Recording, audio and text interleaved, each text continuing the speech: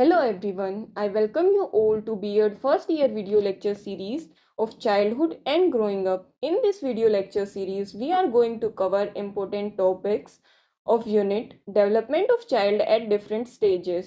आज का हमारा टॉपिक है जीन पियाजे की थ्योरी ऑफ कोग्निटिव डेवलपमेंट। हम पहले कुछ कॉन्सेप्ट समझ लेते हैं ताकि आपको एक बेटर अंडरस्टैंडिंग मिल सके। जीन पियाजे एक स्विस साइकोलॉजिस्ट थे।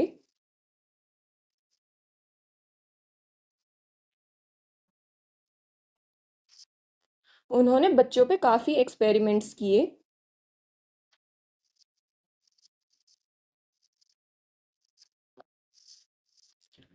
उन्होंने बच्चों पे काफ़ी एक्सपेरिमेंट्स किए कि बच्चे अपने ज्ञान का निर्माण कैसे करते हैं।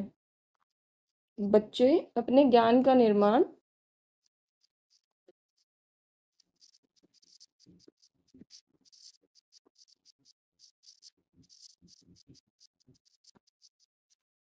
Means how child construct their knowledge.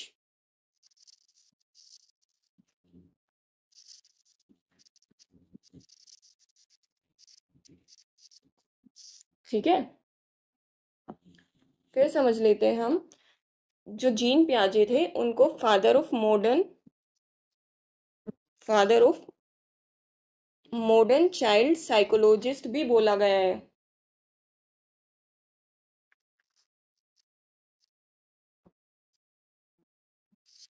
आधुनिक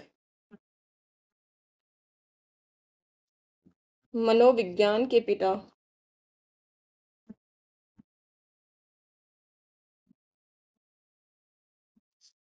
इन्होंने बच्चों को लिटिल साइंटिस्ट बोला है।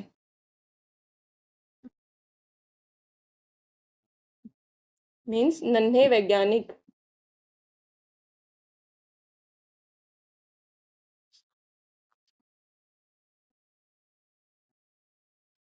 ठीक है, उन्होंने बच्चों को लिटिल साइंटिस्ट बोला है। वो किस बेसिस पे बोला है? क्योंकि बच्चे डिस्कवरी करते रहते हैं, कुछ ना कुछ नया तोड़ना जोड़ना उसी में लगे रहते हैं। ठीक है, एक्सपेरिमेंट्स करते रहते हैं। और उन्होंने बोला कि जो बच्चे हैं वो अपने ज्ञान का निर्माण खुद करते हैं। Means child construct their own knowledge.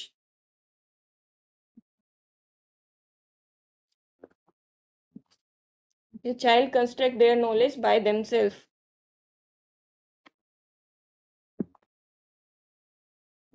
इस वजह से जीन पियाजे को एक रेडिकल कंस्ट्रक्टिविस्ट बोला गया है।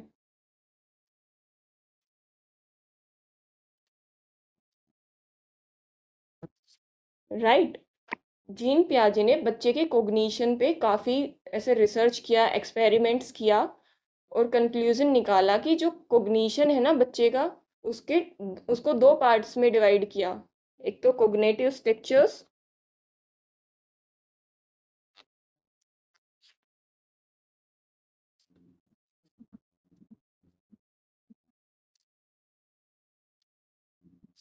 Second is cognitive stages. Means संज्ञानात्मक संरचनाएं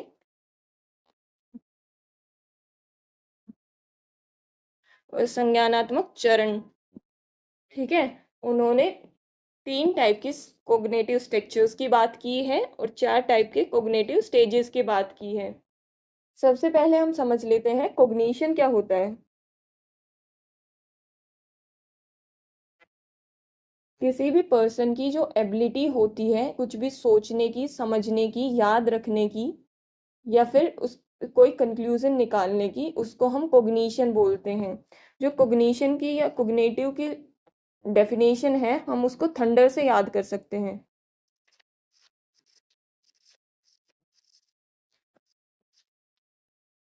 टी से हो जाएगा थिंकिंग, सोचने की क्षमता।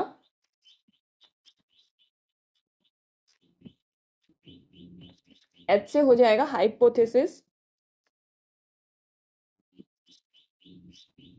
ठीक है। यू से अंडरस्टैंडिंग मीन्स समझने की क्षमता। एन से नोटिस कुछ भी नोट डाउन करने की। डी से ड्रॉ कंक्लूजन। ठीक है। ई से इवेल्युएट करने की।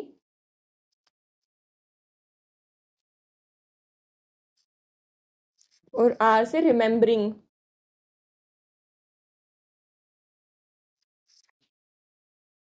राइट।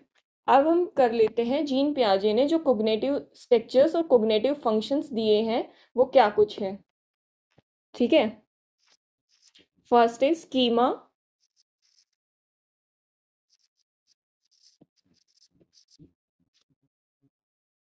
स्कीमा का मतलब होता है कि कोई भी जो चंक ऑफ इंफॉर्मेशन है ना, जो हमने अपनी अब तक की लर्निंग से सीखी है, जितना भी हमने कुछ अब तक सीखा है, उस इंफॉर्मेशन को हमने कैसे ऑर्गेनाइज कर रखा है,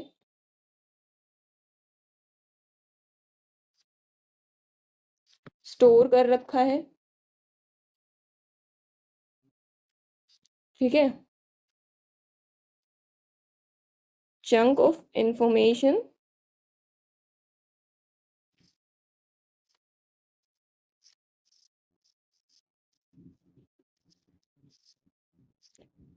स्कीमा होता है कि जो हमने नॉलेज अब तक सीखी है, जो chunk of information we learn so far, उसको हमने किस वे में ऑर्गेनाइज कर रखा है, किस वे में स्टोर कर रखा है, उसी को हम स्कीमा बोलेंगे। राइट। अब हम असिमुलेशन देख लेते हैं। असिमुलेशन का मतलब होता है आत्मसात करना।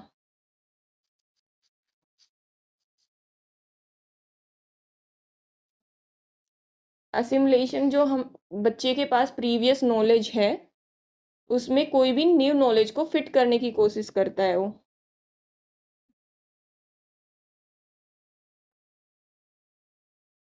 Plus new knowledge. बच्चा जो प्रीवियस नॉलेज है ना, इसी में ही न्यू नॉलेज को फिट करने की कोशिश करेगा। जो प्रीवियस नॉलेज है उसमें मॉडिफिकेशन हो सकता है लेकिन चेंजेस नहीं होंगे।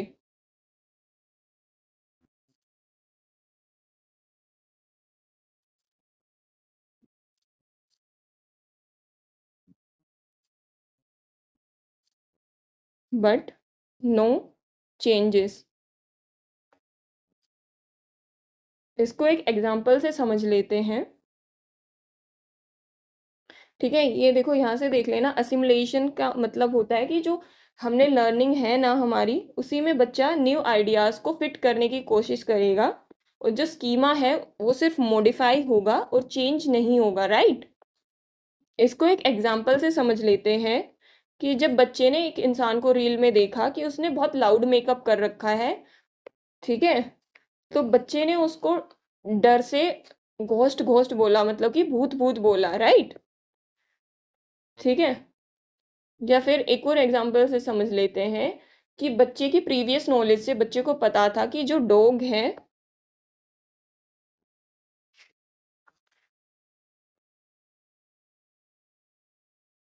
बच्चे को पता था कि जो डॉग है उसके 4 लेग्स होती हैं, लेकिन उसने जैसे ही बिल्ली को देखा, उसने बिल्ली को बोला कि ये डॉग है। राइट। क्योंकि उसके भी 4 लेग्स थी। बट ये तो करेक्ट इन्फॉर्मेशन नहीं है। राइट। तो उसने क्या किया, अपनी जो प्रीवियस नॉलेज थी उसी में ही न्यू नॉलेज को फिट करने की कोशिश की। Next is accommodation. अकोमोडेशन का मतलब होता है कि जो एग्जिस्टिंग नॉलेज है, ठीक है, जो हमारी एग्जिस्टिंग नॉलेज है वो वर्क नहीं कर रही है, वो काम नहीं आ रही है, और हमें जो अपनी प्रीवियस नॉलेज है उसको चेंज करने की ज़रूरत पड़ जाती है। ठीक है, उसमें संशोधन करने की ज़रूरत पड़ जाती है।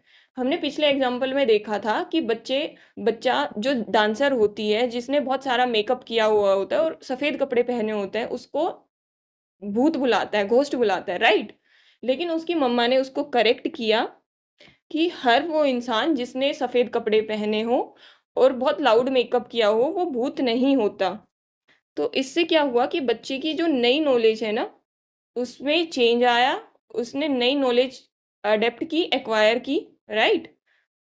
और उसका जो एक कॉन्सेप्ट था ना घोस्ट का, कि उसने इमेजिन कर रखा था कि घोस्ट इस टाइप के होते हैं, उसमें भी एक रिफाइनमेंट आया, उसको एक बेटर अंडरस्टैंडिंग मिली। ठीक है, अब हम देख लेते हैं इक्विलिब्रियम। इक्विलिब्रियम क्या होता है कि जो हमारी एग्जिस्टिंग नॉलेज है ना, जो हमारी प्रीवियस नॉलेज है उसमें, और जो हमने अभी एक्वायर की है न्यू नॉलेज,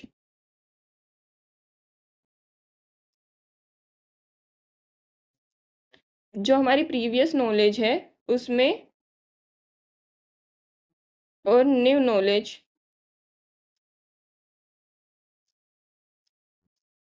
जो बैलेंस होगा उसी को हम इक्विलिब्रियम बोलेंगे।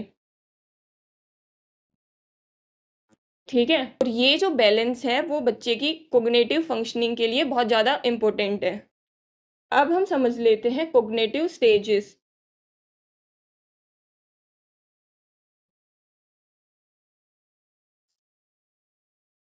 जीन पियाजे ने कोग्निटिव स्टेजेस 4 टाइप की बताई थी। इसको हम SPCF से याद कर सकते हैं। S means sensory motor stage,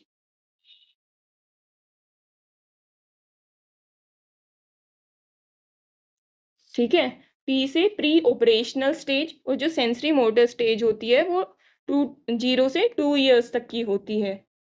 ठीक है, प्री ऑपरेशनल स्टेज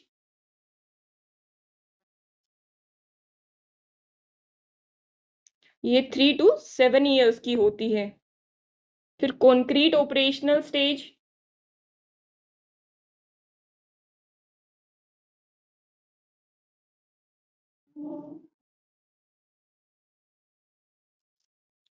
ये होती है 7 to 11 years की। और फॉर्मल ऑपरेशनल स्टेज,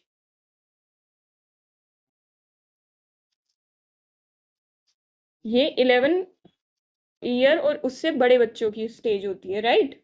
ठीक है, इसको हम नेक्स्ट पार्ट में डिटेल में पढ़ेंगे कि सेंसरी मोटर स्टेज क्या होती है, प्री ऑपरेशनल स्टेज क्या होती है, कॉन्क्रीट ऑपरेशनल स्टेज क्या होती है, फॉर्मल ऑपरेशनल स्टेज क्या होती है।